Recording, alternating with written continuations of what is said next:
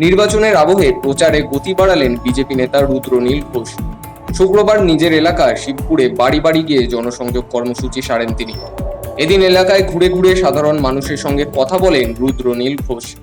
তাদের সমস্যার কথা শোনেন এবং আসন্ন নির্বাচনে সমর্থন চেয়ে আবেদন জানান। একদম ঠিক আছে, একটুখানি তোমাদের সাপোর্ট দিতে হবে দিদিভাই। ঠিক আছে, পাড়ার ছেলে যা হাল করে রেখে দিয়েছে, জানি না মানে ড্রেন পাঁক এগুলো যে এত কঠিন একটা কাজ এতগুলো বছর ধরে কোনো সব ওয়ার্ডে এক মশা ম্যালেরিয়া ভ্যাটগুলো পরিষ্কার করে না। আমি চেঁচাচ্ছি বলে এখন সব পরিষ্কার করে। তার এই প্রচার কর্মসূচিকে ঘিরে কর্মী সমর্থকদের উপস্থিতিও চোখে পড়ে। রাজনৈতিক মহলের মতে ভোটের আগে শেষ মুহূর্তে ভোটারদের কাছে পৌঁছতে বাড়ি বাড়ি প্রচারে জোর দিচ্ছেন প্রার্থীরা। শিবপুরে রুদ্রনীল ঘোষের এই কর্মসূচিও সেই কৌশলেরই অংশ বলে মনে করা হচ্ছে।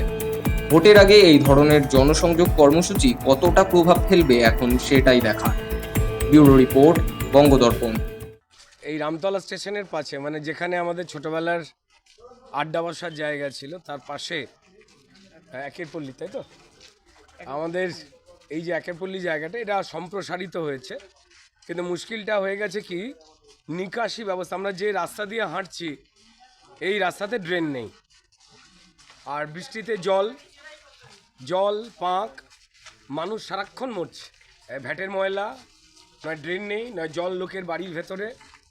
এই পুরো নাগরিক যন্ত্রণায় মানুষকে ফেলে রেখে দিয়েছে। মানুষের ট্যাক্সের টাকা মানুষের জন্য খরচ করতে দেয় না, প্রত্যেকটা মানুষ দুর্ভোগে। শিবপুরের 10টা ওয়ার্ডে যেখানেই যাচ্ছি একই চিত্র। নিজের পাড়ার পাশে এই গলিতে ঢুকে এখানে এক চিত্র, মানে যে কোনো সাধারণ মানুষকে জিজ্ঞাসা করুন, দলমত নির্বিশেষ।